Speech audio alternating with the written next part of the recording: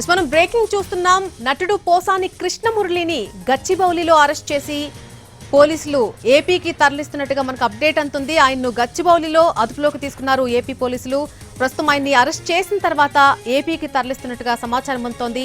ఇప్పటికే ఏపీ వ్యాప్తంగా పోసాని కృష్ణమురళిపై పలు కేసులు కూడా ఉన్నట్టుగా చెబుతున్నారు పోలీసులు. అయితే ఏ కేసుకు సంబంధించి అరెస్టు జరిగింది, దేనికి సంబంధించి ఆయన్ని అరెస్టు చేసి ఏపీకి తరలిస్తున్నారు అనే అంశానికి సంబంధించి ఇంకా స్పష్టత రావాల్సి ఉంది.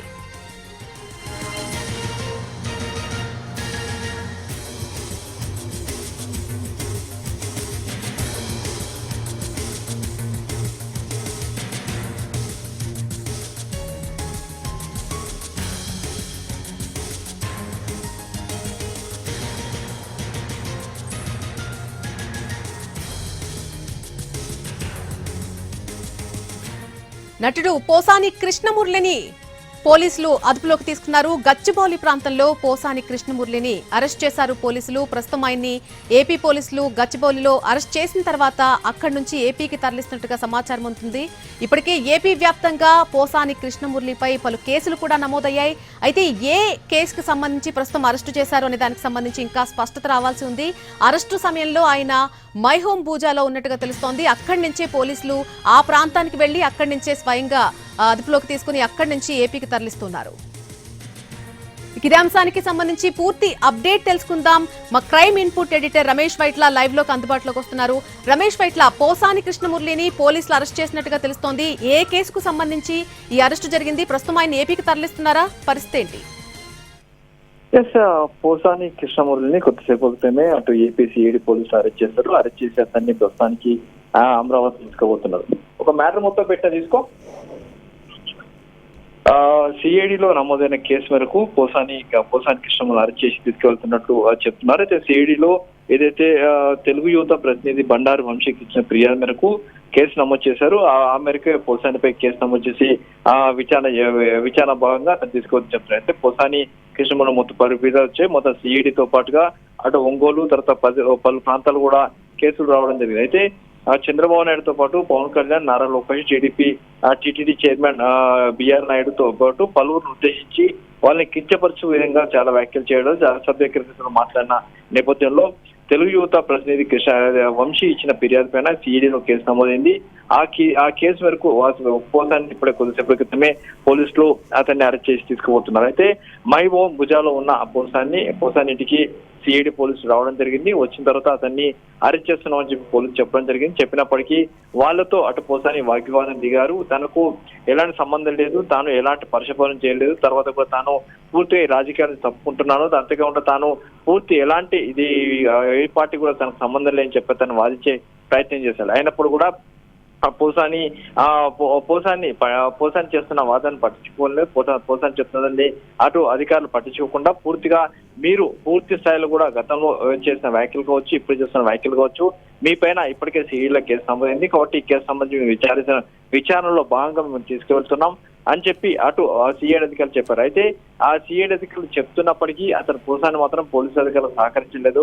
వారించి అక్కడ ఇచ్చిన ప్రయత్నం చేశారు. అందుకని అక్కడే ఉండి తాను నేను వచ్చే ప్రసక్తి లేదు, మీరు ఏం చేసుకుంటారో చేసుకోని చెప్పి అతను భీష్మించుకొని కూర్చొని జరిగింది. కానీ అటు పోలీసులు మాత్రం సిఐడి అధికారులు మాత్రం అతను వెంటనే మా వెంట మీరు రావాల్సిందే, ఇప్పుడు రాకపోతే మేము తీవ్ర బలవంతంగా తీసుకొని వెళ్తామని చెప్పింది. అయితే తాను ప్రస్తుతానికి ఏదైతే నైట్ రెస్ట్ లో ఉన్నాను అని చెప్పినప్పటికీ మీరు డ్రెస్ మార్చుకొని వస్తే మేము తీసుకొని వెళ్తాం, లేదంటే ఇలాగే తీసుకొని పోవాల్సిందని చెప్పి అటు సిఐడి అధికారులు చెప్పడంతో దాదాపు గంట పాటు అతను ఆ పోలీసు అధికారులు సహకరించకుండా అక్కడే వాదించే ప్రయత్నం చేశారు. చివరికి పోలీసు అధికారులు అతను చెప్పి నచ్చజెప్పడంతో తిరిగి ఒక 5 నిమిషాలు టైం ఇస్తే అతను లోపలికి వెళ్ళి డ్రెస్ మార్చుకొని వచ్చిన తర్వాత పోలీసులు అతన్ని ప్రస్తుతానికి తీసుకొని వెళ్తున్నారు. అయితే సిఐడిలో నమోదైన కేసు మేరకే ఈ మేరకు అతన్ని తీసుకొని వెళ్తున్నట్టు చెప్తున్నారు. అయితే చంద్రబాబు వ్యక్తిత్వాన్ని కించపరిచే విధంగా అతను మాట్లాడడం జరిగింది.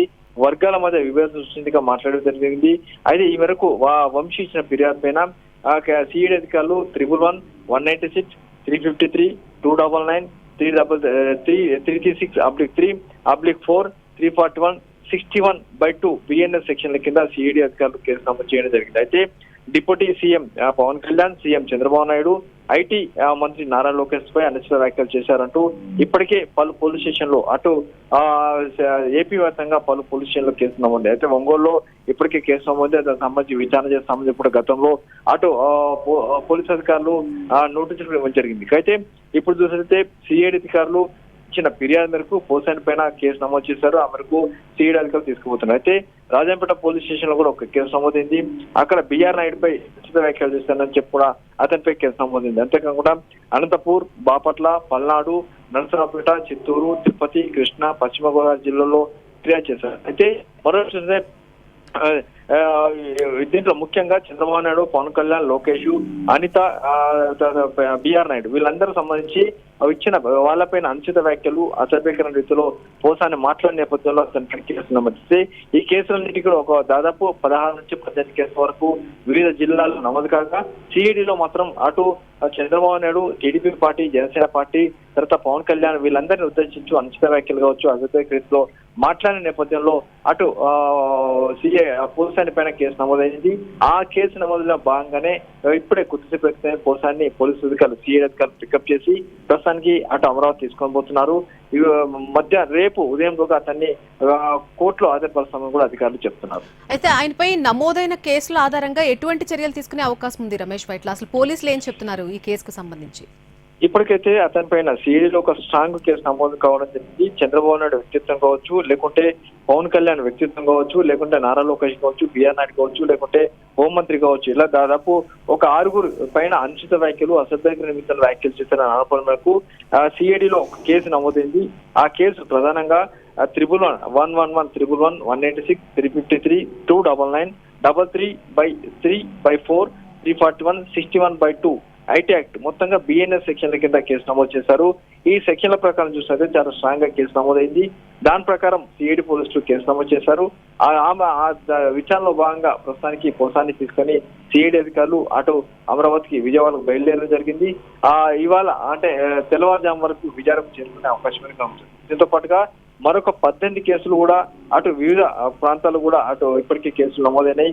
దాంట్లో ఇప్పుడు చూసినట్లయితే చాలా కేసులు ముఖ్యంగా చూసినట్లయితే పవన్ కళ్యాణ్ కావచ్చు, చంద్రబాబు నాయుడు కావచ్చు, లోకేష్ కావచ్చు, మిగతా కొంతమంది అధికారులు, రాజకీయ నాయకుల పైన ఉద్దేశిస్తూ కించపరుస్తూ చాలా దారుణమైన వ్యక్తి పరుషపరిచాలతో మాట్లాడిన నేపథ్యంలో కేసు నమోదు చెప్తున్నారు. ఇప్పటికైతే అనంతపూర్, మనకున్న సమాచారం వరకు అనంతపూర్, బాపట్ల, నరసరావుపేట, చిత్తూరు, తిరుపతి, కృష్ణా, పశ్చిమ గోదావరితో పాటుగా ఇంకొక 6 జిల్లాల్లో కూడా కేసులు నమోదు కావడం జరిగింది. అయితే టీడీపీ శ్రేణులు ఇచ్చిన ఫిర్యాదుల మేరకు ఇప్పటికే కేసులు నమోదైనాయి. వాటిలో కూడా కేసులు విచారించేందుకు అక్కడ అధికారులు సమాయత్తమయ్యారు. ఒంగోలులో కేసు సంబంధించి ఇప్పటికే పోసానికి అధికారులు నోటీసులు ఇవ్వడం జరిగింది. కానీ ఇప్పుడు చూసినట్లయితే సిఐడి అధికారులు దీనిపైన వంశీ ఇచ్చిన ఫిర్యాదు పైన సిఐడి అధికారులు కేసు నమోదు చేసి వేగంగా విచారణ చేపట్టడం జరిగింది. వేగంగా ఈ కేసులో విచారణలో భాగంగా పోసాన్ని ఇప్పుడే పోలీసులు పికప్ చేశారు, సిఐడి అధికారులు పికప్ చేశారు. అతను ప్రస్తుతానికి అటు హైదరాబాద్ నుంచి విజయవాడకి తీసుకొని పోతున్నారు. అయితే తెల్లవారుజాము వరకు విజయవాడ తీసుకెళ్లి రేపు ఉదయం అటు కోర్టులో హాజరుపరుస్తామని చెప్పి కూడా అధికారులు చెప్తున్నారు. అయితే తనపై సిఐడి కేసు నమోదు చేయడాన్ని పోసాని కృష్ణమురళి ఏ విధంగా స్పందించడం జరిగింది? ఆ విషయానికి సంబంధించి అరెస్టు చేసే టైంలో కూడా ఆయన ఏ రకంగానూ సహకరించలేదని విజువల్స్ చూస్తే తెలుస్తోంది. సో ఆ సమయంలో అసలు ఆయన ఎలా రియాక్ట్ అయ్యారు? ఈ కేసుకు సంబంధించి, ఈ అరెస్టుకు సంబంధించి ఏమని స్పందించారు? ఏదైతే పోసాని ఇంటికి పోలీసు అధికారులు రావడం జరిగింది. పోలీసు అధికారులు వచ్చి అతన్ని ఇంటి తలుపు తట్టినప్పుడు కూడా అతను తలుపు తీసేందుకు కూడా వాళ్ళ సిబ్బంది ఎవరు కూడా సహకరించలేదు. కానీ బలవంతంగా ఇంట్లోకి వెళ్ళడం జరిగింది. వెళ్ళిన తర్వాత అతని కుటుంబ సభ్యులు చెప్పి ఆ పోసాన్ని విచారణ కోసము గతంలో పిలిచాము, ఆయన కూడా స్పందించలేదు. ఇప్పుడు మాతో తీసుకుని వెళ్తాము, పోసాని కృష్ణమురళి పిలుము అని చెప్తూ కూడా వాళ్ళ ఇంట్లో వాళ్ళు సహకరించలేదు. చివరికి పోసాని కృష్ణమురళి బయటకు రావడం జరిగింది. అప్పటికే తన అడ్రస్ లో ఉన్నాడు. అయితే తనకు ఎలాంటి కేసులతో సంబంధం లేదు, ఎలాంటి రాజకీయ పార్టీతో సంబంధం లేదు, కేవలం అప్పుడున్న దాన్ని బట్టి నేను వ్యాఖ్యలు చేశాను తప్పించి ఆ తర్వాత వైసీపీ ప్రభుత్వం అధికారులు వెళ్ళక రాజకీయాలను తప్పుకుంటా అని చెప్పి ధైర్యంగా ప్రకటించాను. ఇప్పటివరకు నేను మాట్లాడితే పూర్తిగా క్షమించాలని చెప్పి తను గతంలో చెప్పడం జరిగింది. అయినప్పుడు కూడా తనపై కేసులు నమోదు చేశారు.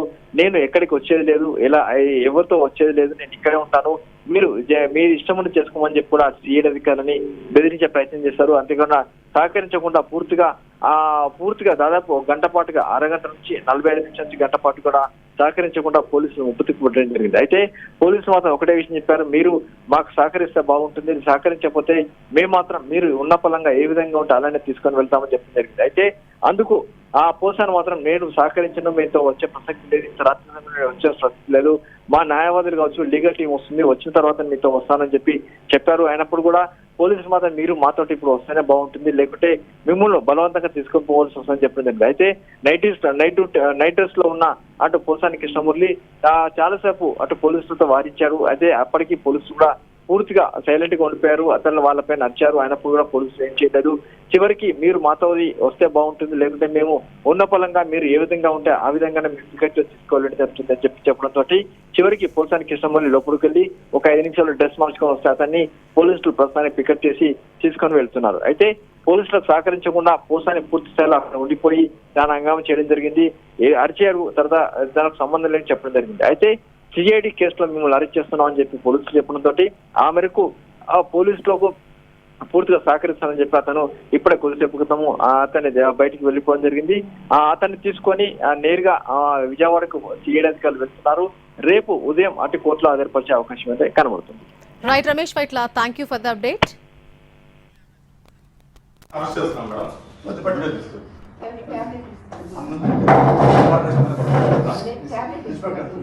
సార్ రండి సార్,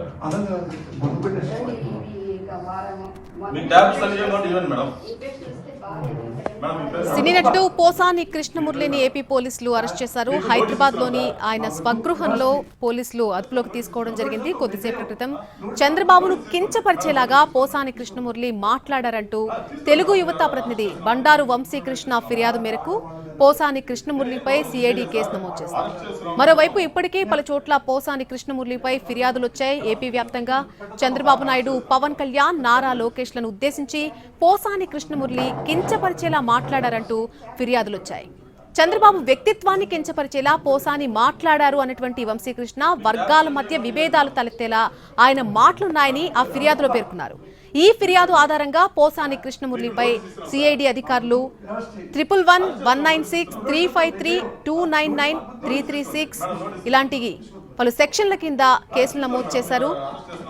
మరోవైపు CM Nara Chandrababu Naidu, deputy CM Pawan Kalyan, IT మంత్రి నారా లోకేష్లపై అనుచిత వ్యాఖ్యలు చేశారంటూ ఇప్పటికే పలు చోట్ల పోసాని కృష్ణమురళిపై పోలీస్ స్టేషన్లకు ఫిర్యాదులు అందాయి. ఇదే అంశానికి సంబంధించి పూర్తి అప్డేట్ అందించడానికి మా ప్రతినిధి చంద్రశేఖర్ లైవ్ లోకి అందుబాటులోకి వస్తున్నారు.